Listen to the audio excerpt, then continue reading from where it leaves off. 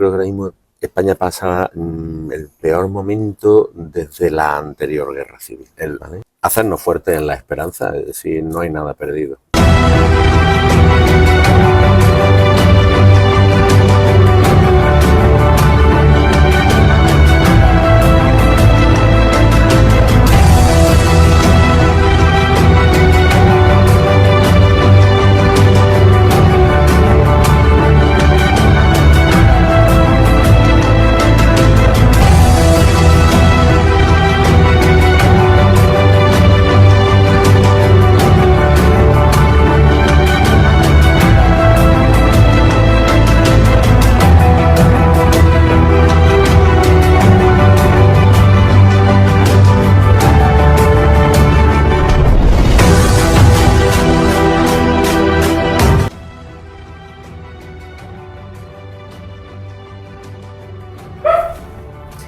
Buenas tardes, buenas noches, en cualquier punto del globo donde os encontréis, queridos amigos actuantes. Estamos aquí en la provincia de Cádiz, en un ambiente de vacaciones todavía, en un ambiente precioso, pues con nuestro querido asesor José Luque, que yo lo primero que quiero, vosotros ya lo conocéis de algunas veces que ha estado con nosotros, en diferentes ocasiones, pero yo quiero primero que él se presente, que nos diga quién es José Luque. Personalmente es un amigo, bueno, sabéis que es médico, pero ¿qué nos cuentas de ti mismo, José? Pues poco más de lo que has dicho, ¿no? Salvo, ¿no?, el hecho de que ya tengo la edad propia para jubilarme, que estoy casado, que llevo ya... ¿Estás a punto de jubilarte? Estoy a punto de jubilarme, que llevo 45 años casado, creo que felizmente casado, es algo importante, que tengo 4 hijas, y 4 nietos. De profesión médico, efectivamente, que llevo en la empresa, como le decimos nosotros familiarmente, en el Servicio Andaluz de Salud, pues en enero hace ya 42 años de mi servicio. Que no es poco, que no es poco. Y bueno, ¿por qué no nos hablas un poquito, se me está ocurriendo, de esa experiencia profesional de tantísimos años en la medicina? ¿Realmente has apostado por la vida siempre? ¿Cómo se cuela esta cultura de la muerte que la vemos por todos lados? Cuéntanos algo, José. Pues la verdad que eso, la temperatura es agradabilísima, ¿no? Pero me acaba de dar un escalofrío, ¿no? Por el hecho sencillo de que llevamos muchísimos años luchando, como bien dices, por la vida y por la dignidad de la persona. La experiencia ha sido dura porque hemos sufrido desde el punto de vista de la administración entonces, de izquierdas, evidentemente, ¿no?, que implantó directamente lo que es la ley del aborto. Después ha venido la ley de eutanasia y demás, ¿no? Y venimos luchando desde hace muchos años. Nos declaramos objetores, pero no solo de conciencia, lógicamente por nuestra fe y por nuestra creencia, sino que nos declaramos objetores de ciencia. Nunca la solución a un problema de salud, a un problema de vida y menos a un problema social puede ser eliminar la vida de otra persona. Nacida, no nacida, dependiente, no dependiente, jamás es la solución. Y nosotros, los profesionales, aparte de nuestro juramento hipocrático, que ya lo dice demás, y aparte de que podamos tener fe o ser creyentes o no, nuestra misión y para lo que nos hemos formado es para curar, sanar y aliviar, nunca para matar, jamás. Entonces, como te digo, ha sido una experiencia muy dura porque gracias a eso, bueno, algunos sufrimos una persecución importante y sufrimos un calvario de varios años hasta que por fin, porque hubo lógicamente que recurrir a la ley, y la ley en más de 3 ocasiones nos dio la razón. Y después hemos intentado, pues... O sea que ha sido médico objetor con todas las consecuencias. Con todas. De hecho, bueno, desde que empezó, lo primero que nos impusieron en su momento era lo de la píldora del día después, ¿no? La famosa píldora del día después, ¿no? Ya nosotros nos declarábamos objetores de ciencia. Y digo que objetores de ciencia porque eso luego lo han eliminado. En el propio, lo que se llama el prospecto, ¿no? Donde te explican la medicina que tomas y demás, en el propio prospecto decía que cualquier mujer que tomase una dosis de esa medicación, que no volviera a repetirlo en 6 meses. Eso ha desaparecido porque iba en contra del negocio y Claro. en contra de las posibilidades. Se vendería poca. Y además que, bueno, pero era algo que estaba experimentado y que se sabía que no debía repetirse. Y como sabes, por desgracia, veíamos a personas, mujeres, que venían semanalmente demandando esa pastilla, ¿no? Por eso digo que no es solamente por aquello de que sea una píldora abortiva, que lo es, sino también porque va en contra de la salud de la mujer. Exactamente. Estamos encontrando todavía, no hay estudios y los que hay están silenciados, serios, donde se están viendo las consecuencias del uso de esa y otras medicaciones que no habían sido testadas y estamos viendo las consecuencias posteriores. Pero tranquilo que público difícil que lo hagan. Para que vean nuestros amigos de toda Hispanoamérica que lo que está allí ya instaurándose, aquí ya llevamos mucho tiempo. Pero bueno, de vez en cuando nos encontramos con testimonios de este tipo, como la de José Luque, que le hacen frente a esa cultura de la muerte. Y tú también has pasado por la política, has tenido una experiencia política de varios años y que has querido precisamente, bueno, creo que eras concejal de cultura de Antequera. Cuéntanos un poquito tu experiencia. Sí, fui el teniente delegado de Asuntos Sociales, Asuntos Sociales, Educación y Salud.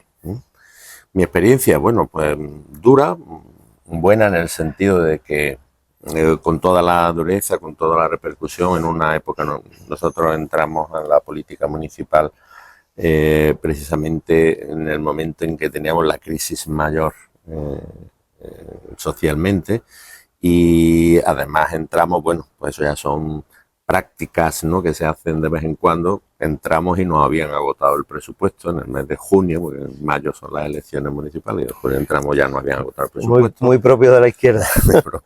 Y de alguna forma, bueno, pues hubo que tirar para adelante como se pudieron aquellos meses con muchísima necesidad. Había muchos problemas sociales y demás.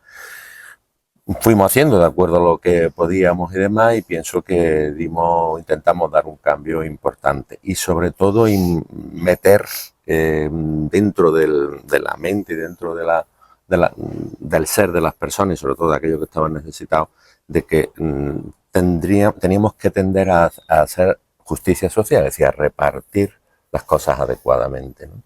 Había quien estaba privilegiado y tenía, por decir algo, hasta 2 o 3 ayudas, y otros que no llegaban a conseguirlas. Y lógicamente eso había que irlo modificando de otra forma, ¿no? Dependía mucho de decisiones más políticas que técnicas, y nosotros impusimos las técnicas, porque para eso están los técnicos, para que ellos hagan su trabajo, que es, yo no puedo sustituir a un trabajador social, como entiendo que tampoco un político puede sustituir mi función de sanitario o de médico, ¿no?, en mi trabajo, ¿no? Y entonces, bueno, pues fueron años duros, largos, pero al final te das cuenta de que, bueno, cuando terminas, a lo mejor también sea un poco de vanidad pero piensas que sí has intentado y has dado unos pasos adelante para recuperar el apoyo a las familias numerosas, al paciente, a los que tenían dependencia, al enfermo, en fin. Ahí trabajar por la familia. Efectivamente, de hecho, así fue como se llamaba. Fue la primera vez que en el Ayuntamiento de Antequera, donde yo estuve, había una concejalía de familia. Y también eras de educación. Sí.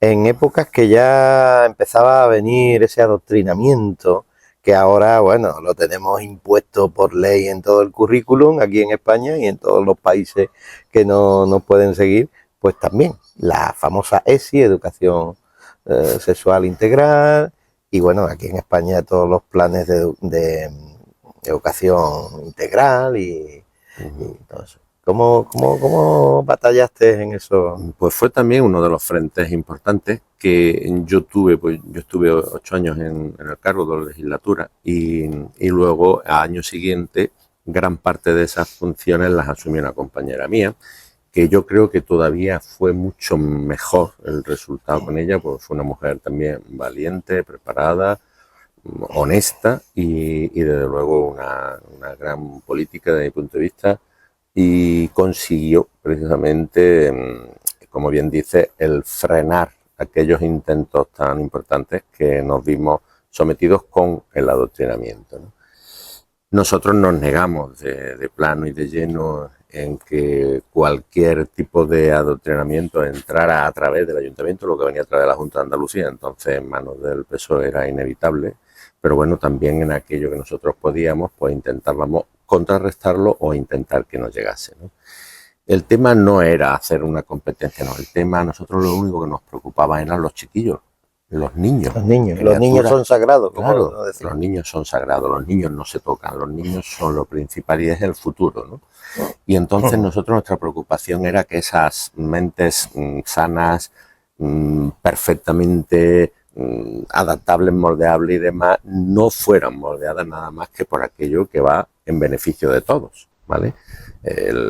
Sus conocimientos para que desarrollen su actividad posteriormente, pero también, muy importante, era el hecho de que no crearles a ellos ya unos prejuicios que en definitiva desviaran sus decisiones más adelante cuando ya mayores puedan decidir. Y por supuesto que no fueran nunca hacia el adoctrinamiento dentro de la ideología de género, que creo que es lo más maligno que ha podido entrar en la sociedad en general, no solo en la nuestra, ¿no? Porque no solamente favorece y preconiza el ir en contra de la vida, la dignidad de la persona, sino que además quiere atacar completamente a la familia, destruirla y desestructurar la sociedad, desestructurando a sus miembros.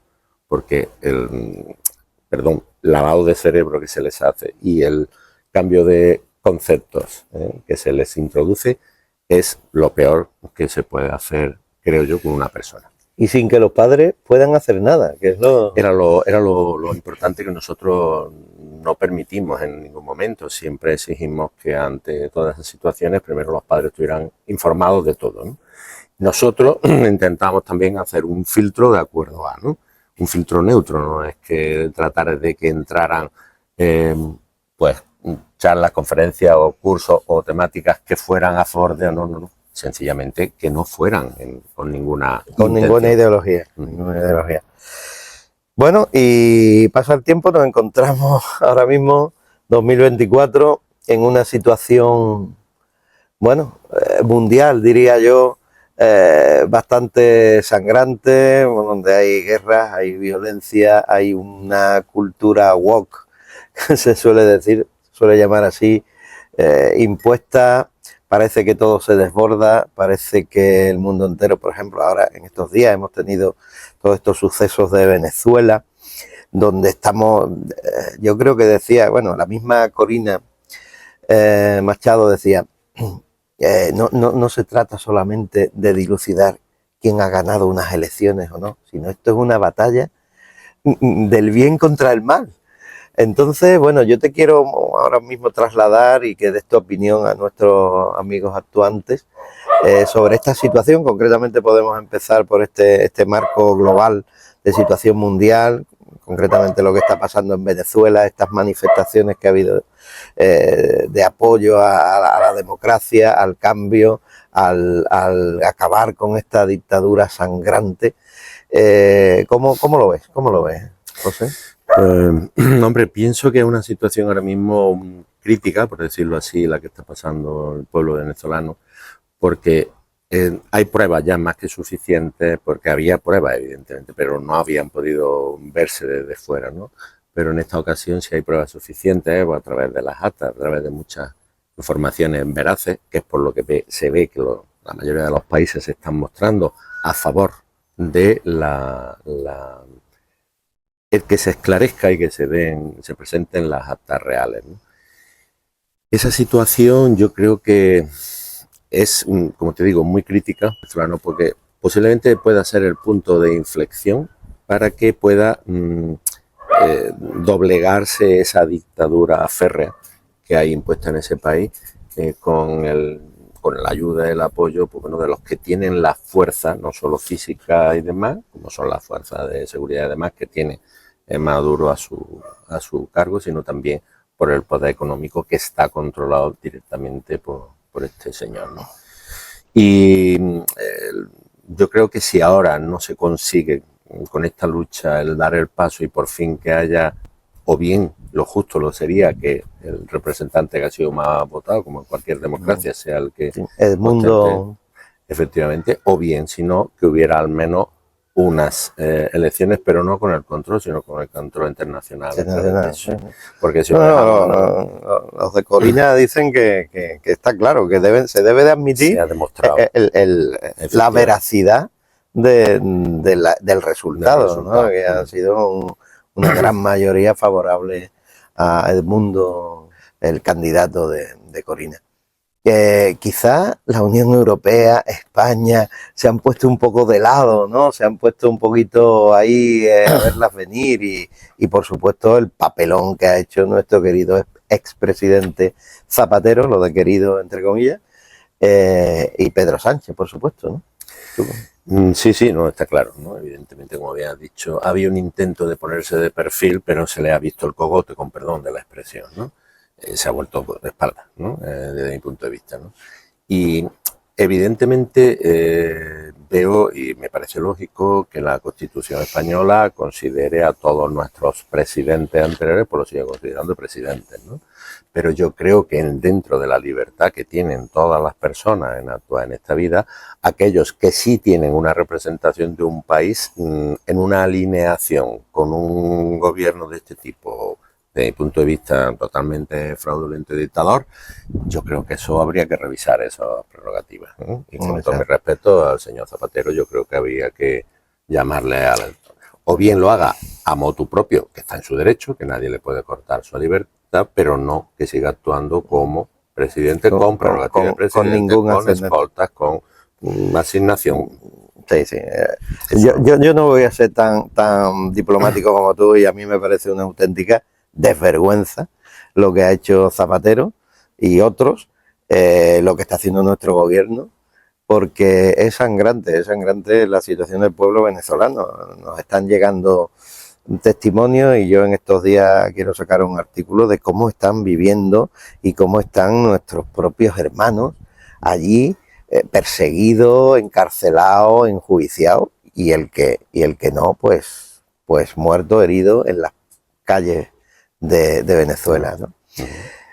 En fin, para nosotros es sangrante porque lo vivimos nuestros hermanos hispanoamericanos como cosa propia. Nosotros hablamos muchas veces de la nueva hispanidad, que realmente nos sentimos como que vivimos unos mismos valores que vienen desde tiempos de Isabel la Católica, de los Reyes Católicos, cuando se hizo ese milagro de la fusión de dos pueblos, y cuando realmente empezó a vivirse allí, pues se evangelizó y se culturizó una nueva realidad, ¿no? Que no era ni Castilla ni era América, que era la hispanidad.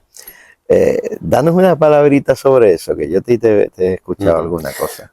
Yo pienso, como tú bien has dicho, que yo creo que estos intentos, de nuevo, de destrozar algo tan fuerte y poderoso como es la hispanidad, ese sentimiento, ese sentido, y ya no solo eso, sino toda la evolución que ha tenido la sociedad y este tiempo en la humanidad, desde el descubrimiento de América hasta actualmente, ¿no?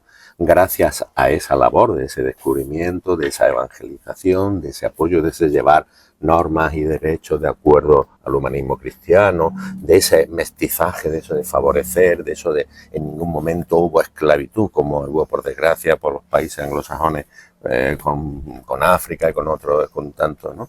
Pues bueno, pues yo creo que fue un avance tremendo. Creo que fue además posiblemente lo que más hizo cambiar la historia en general. Fueron cuando los reinados, que era lo que había prácticamente en casi todos los países, aunque hubiera alguna república ya empezando, pero bueno, todavía muy incipiente, prácticamente eran todos de este estilo. Sin embargo, ahí supuso un cambio impresionante, ¿no? Y yo creo que eso es lo que hay que valorar, ¿no?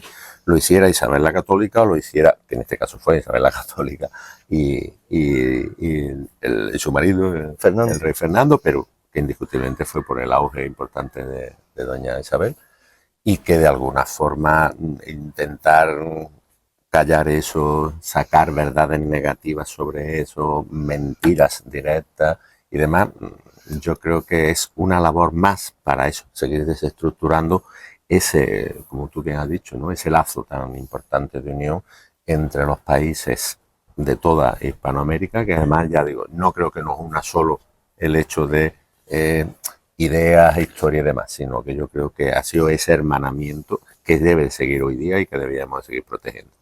Pues me alegra, yo vibro cada vez que escucho estas palabras sobre la hispanidad porque lo llevo en el corazón. Seguimos el proceso de canonización, de beatificación de Isabel la Católica, y ojalá un día llegue a los altares, porque fue una reina santa, pero una política avanzada a su tiempo, que unió, que llevó esos valores que defendemos a todo un continente. Fue el mayor cambio que ha habido en la historia de la humanidad. Y si hoy se le quiere dar tanto auge, que me parece bien, me parece lógico, ¿no?, a la mujer, para que no sea una figura de segunda, qué mejor imagen que la de una reina con estas características, ¿no? Exactamente. Yo quería una palabra tuya también sobre, sin salirnos de América, las próximas elecciones que hay en Estados Unidos, que estamos siguiendo. Tu voto actúa en Estados Unidos, que Mayra Rodríguez está llevando y está intentando influir, nuestra amiga María Herrera dando la batalla para que se descubra la realidad, el tremendo wokismo que llevaría la candidata Kamala, la mala Harris, y que realmente, bueno, lo tenemos ahí, son cruciales para el mundo entero, ¿no? ¿Tú cómo lo ves? ¿Ves posibilidades a Donald Trump sin ser el candidato ideal? Pero bueno, ¿cómo lo ves lo que se está viviendo allí desde aquí, desde España? Hombre, con incertidumbre indiscutiblemente, ¿no? Y sobre todo porque, bueno, de alguna forma el candidato de los republicanos, Donald Trump, pues está haciendo esa campaña, ¿no?, de desprestigio, entre comillas, ¿no?, que por sus características y por su forma de ser, por alguna vez a lo mejor también es algo de su parte pone, ¿no?, en que a lo mejor no se ve a lo mejor como debería verse, ¿no? Pero indiscutiblemente repetir de nuevo el Partido Demócrata, viendo además cómo es lo que ya se está haciendo y demás, es una destrucción de la sociedad de un país tan importante, tan numeroso, tan potente y demás. De los valores, de la economía y de todo. De las relaciones sociales. Afecta a todo, ¿no? Y entonces lo más grave para mí, desde mi punto de vista, es eso, que si se repitiera se profundizaría aún más y sería todavía mucho más grave el deterioro de la sociedad. Y sabemos que es una sociedad que, por suerte o por desgracia, sirve un poco de reflejo, de guía para otras muchas naciones, y vienen a asentar muchas veces bases y precedentes para poder cambiar incluso, ¿no?, el resto de países. Por lo tanto, ahora mismo, como bien dicen, no hay a lo mejor un candidato ideal para muchas personas, ¿no? Pero bueno, aquí sí que habría que apelar a algo que yo odio, que es el mal menor, ¿no? Yo creo que no siempre con la excusa del mal menor puede valer todo, ¿no? El fin no siempre justifica los medios, ¿no? Pero bueno, en este caso yo creo que habría que apoyar o de alguna forma ver que el Partido Republicano Americano, su representante, fuera dentro de la línea propia de ese partido, ¿no? Sí, porque hay mucho, tememos en nuestra campaña Tu voto actúa a Estados Unidos, que haya muchos republicanos que para abarcar un más amplio abanico de votos, pues cedan a presupuestos no del todo pro-life.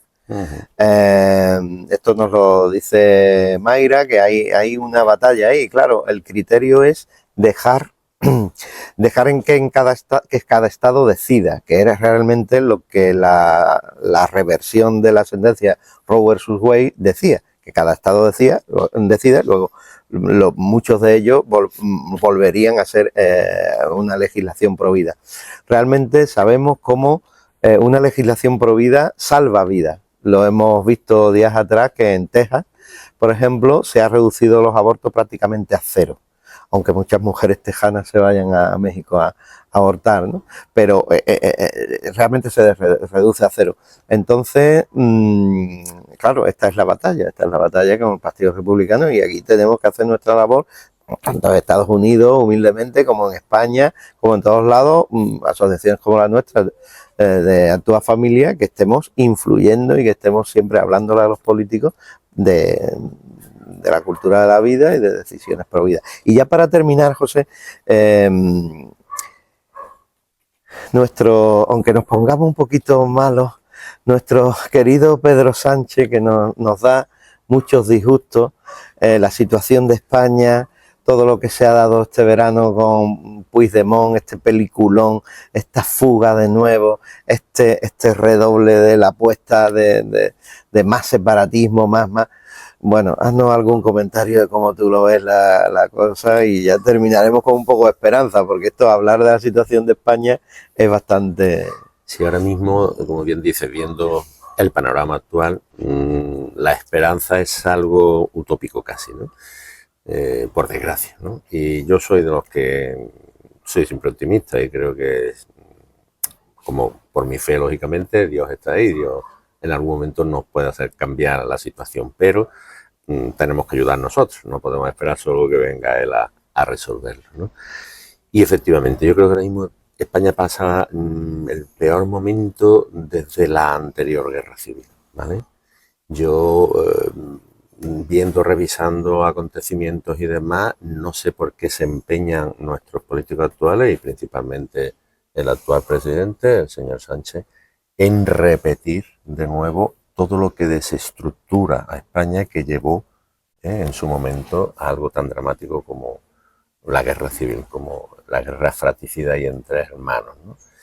Yo creo que es el error más grande que hay, porque habíamos pasado una época posterior de dictadura que llevó a la situación de la actual democracia, donde sí se había hecho ese verdadero consenso, unión y demás. Reconciliación. Una reconciliación plena y además totalmente asumida por la sociedad. Pero claro, se ha permitido durante mucho tiempo, no solo este señor lleva los años que lleva, por desgracia, haciéndolo todavía más fehaciente, pero se ha permitido durante muchos años que las autonomías puedan saltarse las normas en cuanto a formación, educación y demás, que incluso se impida que en un territorio español y se penalice, se hable el castellano, o no se permita eso, o sea un mérito incluso para poder hacer un trabajo en la vida pública, ¿no? Lo cual, desde mi punto de vista, es un atraso, porque es crear, sin que a lo mejor pudiera ser en ese inicio su intención, pero es crear una diferencia y un problema muy grave en esta sociedad. Y sobre todo eso, de desencuentro entre personas, entre hermanos, entre colaboradores, porque un país no lo puede sacar adelante ni los políticos, ni la sanidad, tiene que ser el conjunto, y si no vamos a una, evidentemente no puede ser. Y yo creo que nunca el fin justifica los medios, y en este momento lo que Pedro Sánchez está haciendo por aferrarse a su colchón que cambió en su momento para estar ahí, yo creo que es lo peor que puede ocurrir. Es una granujada y es una sinvergonzonería. Yo no soy tan diplomático como tú. Bueno, José, muchas gracias por todas tus opiniones, pero termina dando un consejo, una frase para tu familia, para tu plataforma a la que asesoras para este curso. Despídete con algún consejo de actuación. Pues yo en principio solamente el hacernos fuertes en la esperanza, es decir, no hay nada perdido. Yo llegué a desesperar, como contaba antes, en mi lucha, en mi batalla por la vida, ¿no? Porque pensé que era un poco algunas veces esfuerzo perdido y necesario, pero te vas dando cuenta posteriormente cómo no era en absoluto perdido. Cualquier actuación, cualquier cosa, al final llega a las personas, y esas personas llegan también a hacer lo suyo y a agradecerlo y actuarlo. Por lo tanto, esperanza y adelante, no hay más. Es que esto no podemos esperar que venga Dios y lo arregle, sino que nosotros tenemos que dar la herramienta y somos los instrumentos para arreglarlo. Adiós rogando y con el mazo dando. Adiós, Y seguiremos este año trabajando. Gracias, José. Gracias, amigos. Y hasta un próximo encuentro Familia, Vida, Libertad. Pues muchas gracias.